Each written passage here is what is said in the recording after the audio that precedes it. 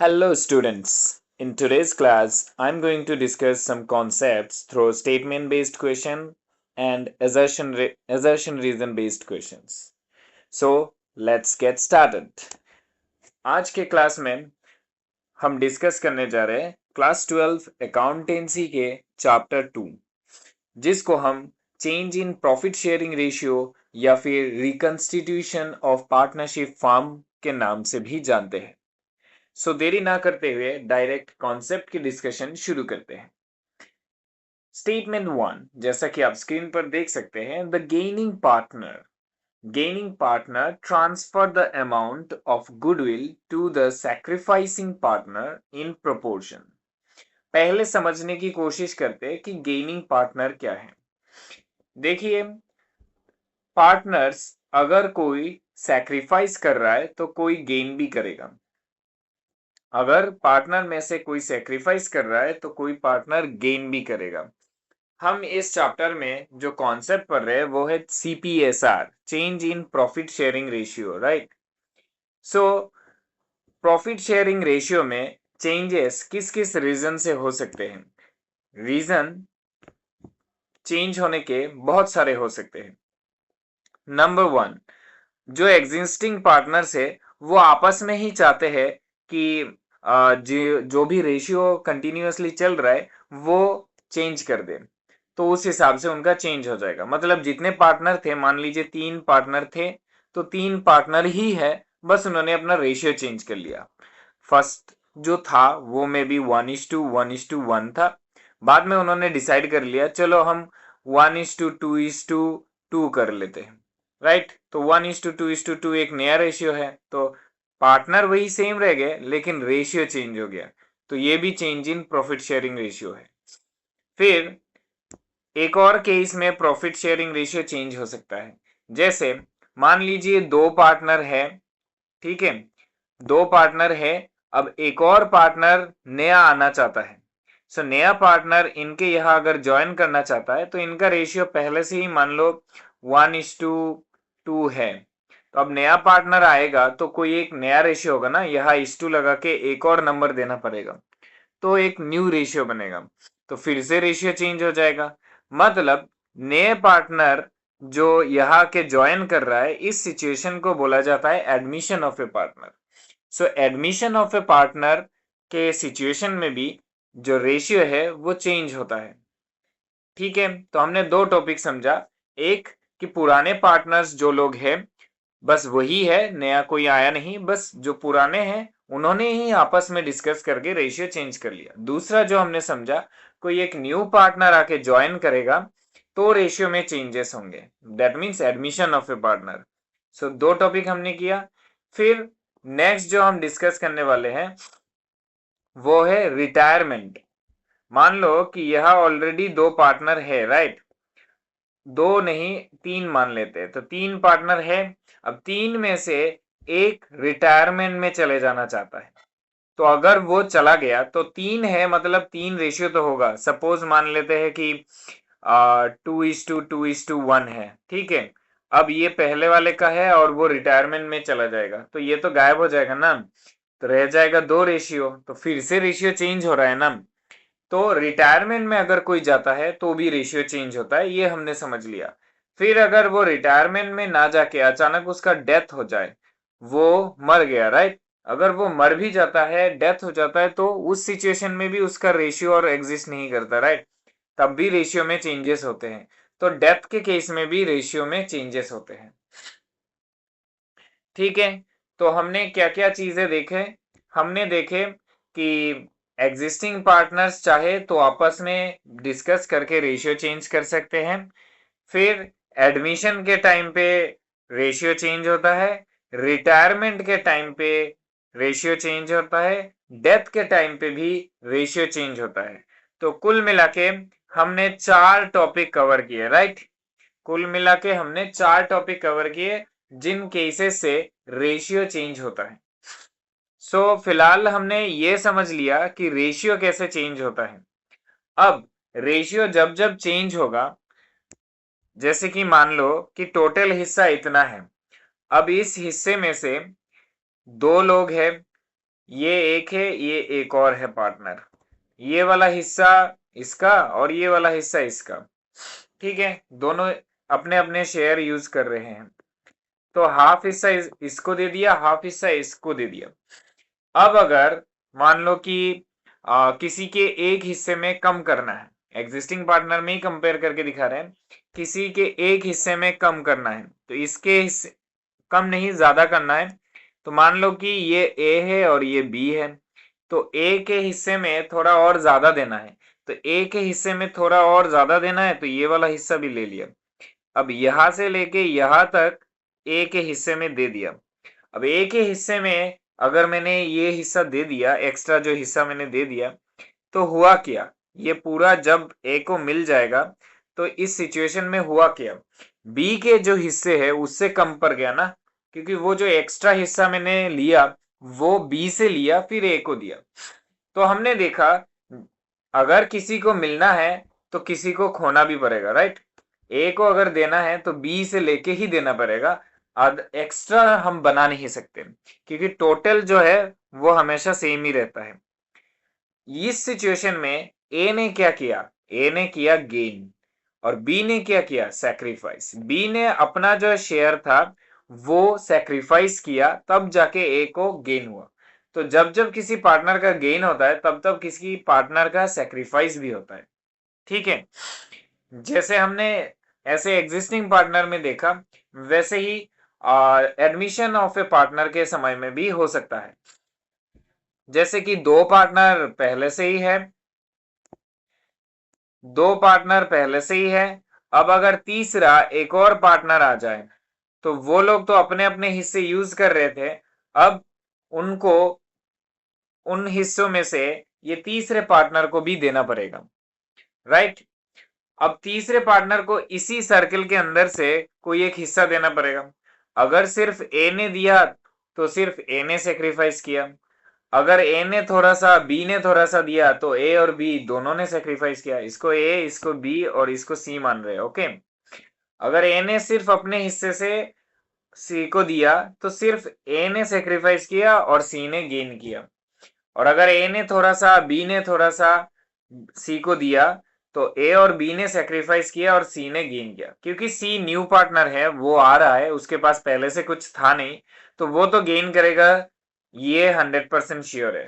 जो new partner admission लेता है वो गेन करता है, और जो पुराने पार्टनर्स हैं उन्हीं में से एक या दो, बल्कि जितने भी है सब चाहे तो सब सेक्रीफाइस कर सकते हैं, या फिर गिवन कंडीशंस के हिसाब से हमें पता चलेगा कि किसी एक ने सेक्रीफाइस किया या पुराने पार्टनर जितने थे सबने ही सेक्रीफाइस कर दिया, राइट। सो एग्जिस्टिंग पार्टनर सेक्रीफाइस करते हैं और न्यू पार्टनर गेन करता है। तो हमने देखा एडमिशन में भी सेक्रीफाइस गेन आ जाता है। इससे पहले देखा था एडमिशन नहीं हो रहा था, सिर्फ एग्जिस्टिंग पार्टनर्स रेशियो बदल रहे थे, उसलिए इसलिए सेक्रीफाइस गेन हो रहा था। और अब देखा कि न्यू पार्टनर एडमिशन ले रहा है तब भी सेक्रीफाइस गेन हो रहा है।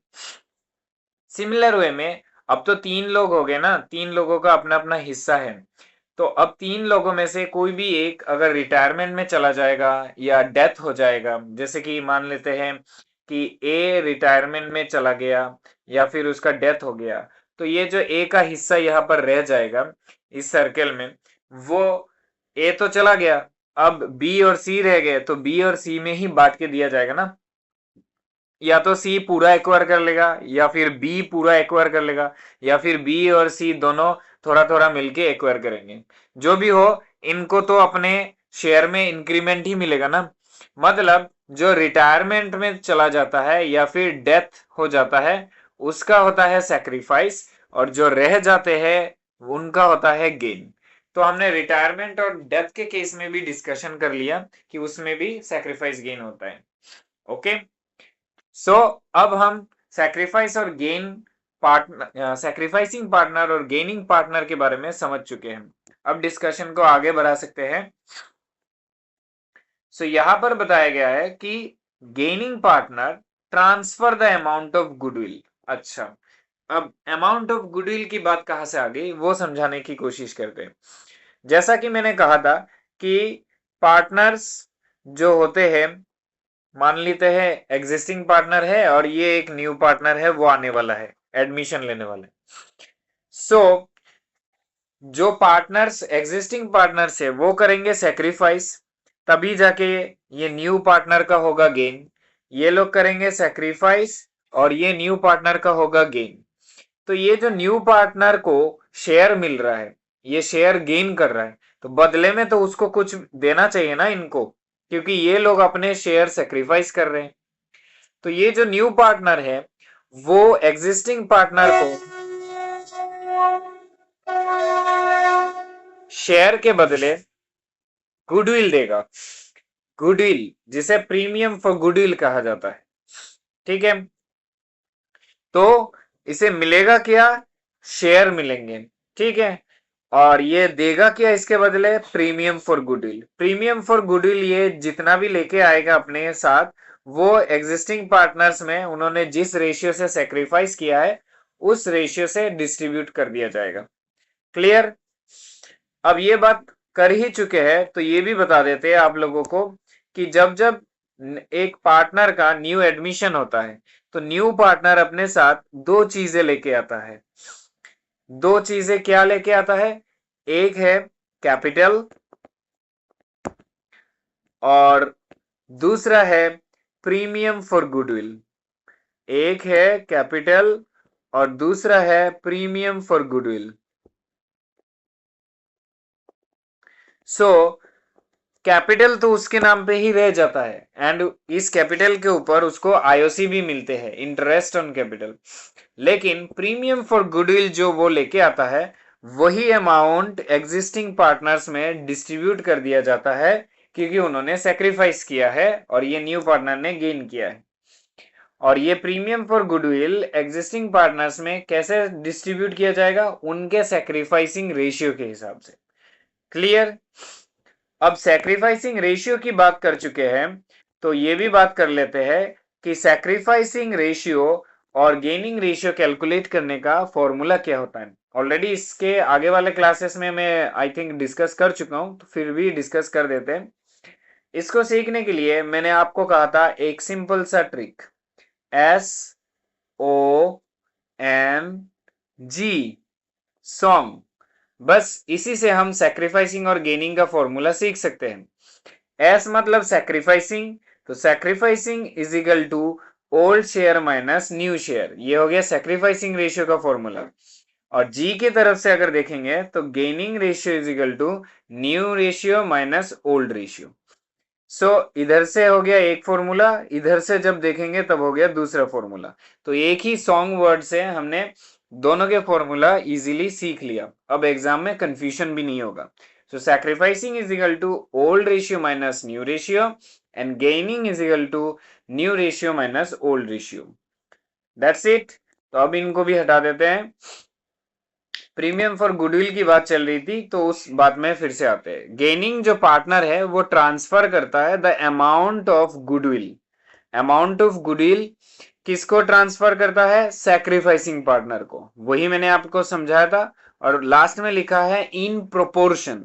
इन प्रोपोर्शन मतलब वही सैक्रिफाइसिंग रेशियो। एग्जिस्टिंग पार्टनर जिस रेशियो में सेक्रीफाइस कर रहे हैं उसी रेशियो में ये जो अमाउंट ऑफ गुडविल है, जिसे प्रीमियम फॉर गुडविल कहा जाता है, वो उनको डिस्ट्रीब्यूट किया जाता है। क्लियर? और जैसा मैंने कहा था वैसा ही यहां पर लिखा हुआ है। दैट मीन्स ये स्टेटमेंट 1 को हम करेक्ट मान सकते हैं। क्लियर? फिर स्टेटमेंट 2 में क्या लिखा गया है? The gaining ratio is the share of profit. मतलब गेनिंग रेशियो का मीनिंग यहां लिखने की कोशिश की गया है, तो किया गया है, तो हम बस डिसाइड करते हैं कि ये सही है कि गलत। बोला गया कि gaining ratio is the share of profit. Gaining ratio एक शेयर ऑफ प्रॉफिट है जहां पर share of profit gained by a partner when there is a change in profit sharing ratio. जब change in profit sharing ratio mean CPSR, तो जब जब CPSR होता है तब एक पार्टनर जो शेयर ऑफ प्रॉफिट गेन करता है उसे ही गेनिंग रेशियो कहा जाता है। फिर से समझाने की कोशिश करते हैं। जब जब सीपीएसआर होता है, change in profit sharing ratio होता है, तब गेनिंग पार्टनर जो शेयर ऑफ प्रॉफिट गेन करता है उसे ही गेनिंग रेशियो कहा जाता है, ऐसा बोला गया। और ओरिजिनल में भी बात वही है, दैट मीन्स ये लाइन भी सही है। सो इसी के साथ हमने पहला स्टेटमेंट 1 और स्टेटमेंट 2 कंप्लीट किया है। आप लोग यहाँ आंसर भी देख सकते हैं कि both the statements are correct. Okay, फिर हम बात करते हैं एजर्शन रीजन क्वेश्चन, जिसमें पहले एजर्शन में दिया गया है change in profit sharing ratio, that means CPSR is not a reconstitution of partnership. Class के शुरू में ही मैंने आप लोगों को बता दिया था कि इस चैप्टर का नाम change in profit sharing ratio भी बोल सकते हैं या फिर रिकंस्टिट्यूशन ऑफ पार्टनरशिप भी बोल सकते हैं। दैट मीन्स उस बात के हिसाब से ये तो रॉन्ग है ना। अब आपको समझा देते हैं कि रिकॉन्स्टिट्यूशन ऑफ पार्टनरशिप क्या है। Change in profit sharing ratio वो तो समझ में आ रहा है कि प्रॉफिट शेयरिंग रेशियो जो है उसमें चेंज हो जाएंगे, राइट। और उस चेंज के वजह से जो पार्टनरशिप फॉर्म है उसका दोबारा कंस्टिट्यूशन होता है, इसीलिए उसको रिकंस्टिट्यूशन कहा जाता है। बस डॉक्यूमेंट के हिसाब से ये सब होता है। ओरिजिनली जो फैक्ट्री में कामकाज चल रहे वो नॉर्मली जैसे चल रहे थे वैसे ही चलते रहते हैं, राइट। सो जब जब सीपीएसआर होगा तब तब रिकंस्टिट्यूशन ऑफ पार्टनरशिप फॉर्म भी होगा। क्लियर। सो ये तो पता चल गया कि एजर्शन गलत है। अब रीजन में क्या है वो समझने की कोशिश करते हैं। रीजन में बोला गया है winding up of the firm is closing up of business. अब वाइंडिंग अप वर्ड का मीनिंग समझने की कोशिश करते हैं। इसका मतलब ही है कि फार्म को या फिर किसी भी ऑर्गेनाइजेशन को ताला लगा देना, बंद कर देना, ठीक है। यहां पर बोला गया winding up of the firm, मतलब फार्म को बंद कर देना, फार्म में ताला लगा देना, ठीक है। तो उन्होंने भी यही बात बोला कि winding up of the firm is closing up of business, इसका मतलब है बिजनेस को क्लोज कर देना। ओरिजिनल में जो मीनिंग है यहां भी वही मीनिंग बताया गया है। दैट मीन्स ये लाइन पूरा ही सही है। ये लाइन रीजन में जो कहा गया है पूरा ही सही है कि winding up of the firm का मतलब है बिजनेस को क्लोज कर देना। सो हमने ये समझ लिया कि रीजन सही है और एजर्शन गलत। देखते हैं यहां पर क्या बताया गया है। यहां पर जो आंसर दिया गया है वो है assertion is false and reason is true. यहां पर भी सेम वही बताया गया। तो हमने दोनों क्वेश्चन के सारे कॉन्सेप्ट्स को अच्छी तरह समझ भी लिया एंड फाइनल आंसर भी अच्छे तरीके से हमने डिसाइड कर लिया। हमें यह समझ में आ गया कि ये जो 1 मार्क क्वेश्चंस टोटल 20 मार्क्स के आते हैं फाइनल एग्जाम में, ये हम इजीली डील कर सकते हैं अगर सारे कॉन्सेप्ट्स हमारे क्लियर रहे तो। कॉन्सेप्ट्स अगर क्लियर है तो लाइन पर के क्वेश्चन देख के हम डरेंगे नहीं, इजीली उनको फेस करके इजीली बहुत ही कम समय में आंसर ढूंढ सकते हैं। So concept clarity is must. Okay, so आज के लिए इतना ही। मिलते हैं नेक्स्ट क्लास में, उसमें और न्यू कॉन्सेप्ट के साथ कोशिश करेंगे कि एक बड़ा सा न्यूमेरिकल भी सोल्व करें। थोड़ा बहुत 1 मार्क का आइडिया मैंने दे दिया आप लोगों को इस चैप्टर से। अब इस चैप्टर में से बड़े बड़े न्यूमेरिकल क्वेश्चंस कैसे डील करने हैं वो हम नेक्स्ट क्लास से प्रैक्टिस करना शुरू कर देंगे, ठीक है। सो नेक्स्ट क्लास में एक बड़े न्यूमेरिकल क्वेश्चन के साथ मिलते हैं। तब तक के लिए बाय बाय। दिस इज शुक्रिया सर साइनिंग ऑफ।